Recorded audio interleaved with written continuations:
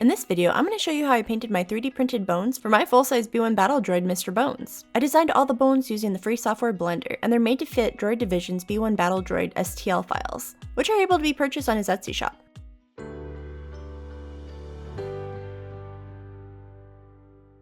I'm skipping around a little bit by starting with the bone tutorial and not showing you the beginning processes of making Mr. Bones. But in honor of spooky season, I thought this would be kind of a fun tutorial to put out. If you've been with me on TikTok, you already have seen a lot of the Mr. Bones process, and if not, don't worry, I'll get to getting all of it up here too. I've already completed my post-print processing for these bones, and this is what it looks like after a layer of white spray paint is dried. Now I'm going to move on to using acrylic paint. As far as tools go, I'm going to use this coarse brush for dry brushing, have some paper towels on hand, my paint tray, and this fantastic brush cleaner that's going to drain the icky water once we're done cleaning our brush. So as you can see, we're going to keep things pretty simple. We're going to get all these paints out of the way and jump right in. If you're interested in seeing the full-size B1 battle droid Mr. Bones come to life, don't forget to hit that like and subscribe button and follow along with the journey. We're going to start with Mr. Bones' left shoulder bone. Get your paintbrush and paper towel ready, because we're going to do some dabbing. So I've started with our burnt umber color, and mix it in with a lot of water. We're going to apply this as a wash to the bone in sections. Now as you can see, I'm kind of loose in how I'm applying it. I do pay some extra attention to the cracks, but at this point in the process, my biggest goal is to just kind of get it everywhere in the section I'm working on. I've also slightly sped this up, so don't go thinking I actually paint this fast. In fact, I might even speed it up a little bit more. So our first layer of burnt umber wash is done here. And while we were painting this section, it had a little bit of time to dry. This is good. Now that we're done, we're going to take our paper towel and blot it off. So you can see some of that burnt umber residue is still left behind. We're going to give it a rest on the section that we just completed the wash for, and start moving our way down the bone more.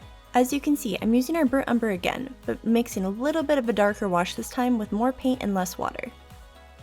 Paint it down, dab it off, and look at that beautiful residue remaining.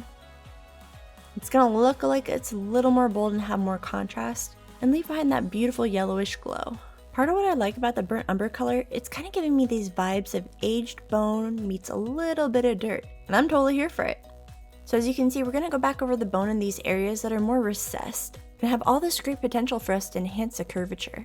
The more times I go over this area with our burnt umber wash, the darker it's going to continue to get, and us wiping it off and dabbing it with our paper towel is going to continue to give us that organic look. When it comes to those cracks, I don't try hard to get a lot of the paint out of the cracks. I want it to stay behind and give us that cool effect. I would akin it to similar to weathering. You're thinking about the life of that object. If I was dirt or grime, where would I stay on this object? And usually that would be those recessed areas we'd see it more. It's also helping give us a beautiful shadow in these concave areas. I'm also opting to go heavier on the color on the sides here. So when the bone is laying flat, it's going to look darker on the sides. I'd say as you go through this process, the most important thing is to have fun. With doing the wash, there's nothing you really can't undo, and it's more that organic impression we're going for, so just have a good time with it. Sometimes I'll use this as an opportunity to catch up on shows I've missed. It's nice to have the background noise, especially if I'm going to be painting for an extended amount of time. And now that we're done with our burnt umber wash, we're going to move on to the raw sienna wash. As you can see, I didn't go too heavy on the water with this paint mix, and we're still targeting a lot of the same sections we went over with the burnt umber. The burnt umber did a good job of giving us some yellowing. This will really sell it. And same process as before. Paint it on, leave it for a little bit of time in those areas, and then just dab it off gently.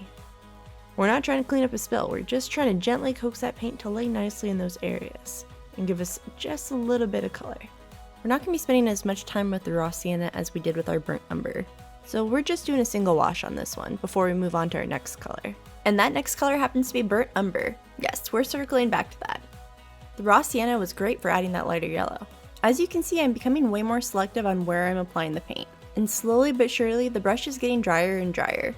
But just like before, we're still dabbing any of the excess moisture off. Now with our color placement, we're really getting a better sense of the midtones and the highlights. The browns are still on the lighter side, and we will be adding dark soon. But right now we're in that building up stage. This will be our foundation for when we really get going with that high contrast paint, like our raw umber, which is super on the dark side. For this section, I'm doing a little bit of a directional brush stroke. And then instead of dabbing how I have been, I'm going to include a slight pull as I'm wiping off the paint. That's going to continue to accent that directional brush stroke I was making. We're not doing washes anymore as much as we are dry brushing. So I'm going to dip my brush in a little bit of paint and wipe a lot of it off on our paper towel before bringing it over to the model. Then we're going to just keep working it in. Once I'm finally happy with how that looks, I'm going to be moving on to our raw umber. And we're going to use this color for dry brushing. So just like before, Get a little bit of paint on your brush, wipe it off, and then we're going to start thoughtfully painting our bone. This color especially is going to create an illusion of depth. So some of these concave pockets are going to appear a little more deep because of the shadowing we're adding to them. And that's kind of fun. Mr. Bones is going to be around like 6'3", 6'4"-ish. So these kind of details when we're standing back are going to look fantastic and really add to his overall presence. I'm going to finish up doing some of this detailing before I do one final wash with the burnt sienna. Just give some of that final yellowing.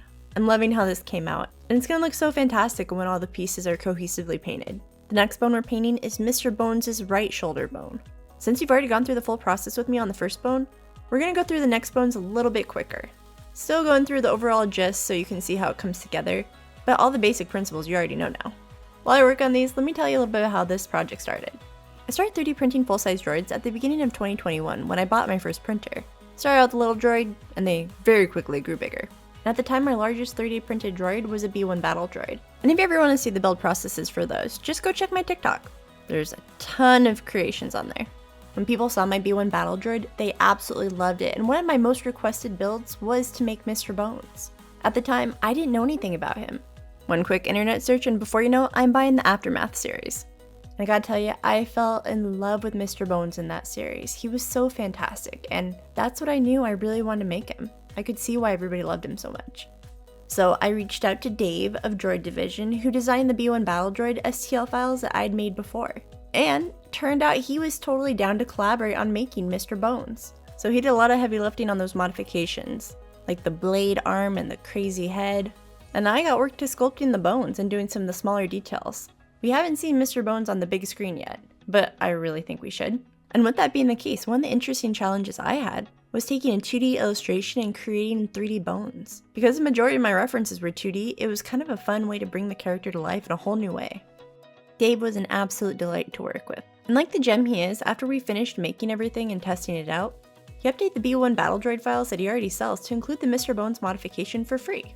So anybody who loves Mr. Bones can make him too. If you want to check out his Etsy store, I have the link to it in the description. He's easily become one of my favorite designers. I'm super excited that we've moved on to our skull bone. When I was modeling the bones, this one was easily one of my favorites to make. This one will be displayed on top of Mr. Bones' head. I'm thinking of either gluing it or connecting it with a magnet. I still haven't decided. The bones that Mr. Bones wears are birds, fish, and other small animals. That and his epic paint job really do make him look formidable. I'm definitely taking extra time and attention on these eye sockets. We really want them to get dark. But just like before, we'll build up all these colors over time. When it comes to the paper towel, a lot of that is just doing it by feel. Keep blotting till you're happy with how it's looking and how the textures are building up. And in between kind of more of that dry brushing technique, I do like to go through and add another wash. I'm trying to keep the process about the same for each one of the bones, just so that they look really cohesive and consistent when we put them all together. Absolutely love this raw sienna wash. Blot, blot, blot. And then we're back at it with the burnt umber. We'll go back through and just like before, continue to build up those layers. From all of our blotting and washing, the paper towel at this point has a lot of moisture in it. So just for fun, we're going to actually use that to our advantage and rub off some of the paint to create an extra highlight. I kind of like the effect it's giving. We're going to start wrapping up this bone and go in with our darkest color, the raw umber. So here I'm just being selective. We're definitely going to put it in the eye sockets and then have a couple of accent points. I'd say it's looking pretty good. So lastly, we're going to use some white paint and do some dry brushing. And this I'm just basically using to enhance the highlights a little bit more. And just like before, we're going to paint it on and then blot it off till we like how it looks. And our skull bone is done. The last two bones we're going to paint are the teeth that hang from the back of Mr. Bones' head from a nice leather band. Out of all the pieces we've worked on today, these were the only ones that were printed in resin. And just like before, we're going to kick it off with the burnt umber wash. And I'll repeat that a couple times before we move on to the raw sienna. For our different layers, I have been alternating between the two bones so that they kind of get the same treatment. Now I'm going back to dry brushing with the burnt umber. Just like before, keeping the focus on the grooved areas and building up the color. The teeth bones were another one I had a ton of fun modeling, even though it was the smallest ones I made for the project.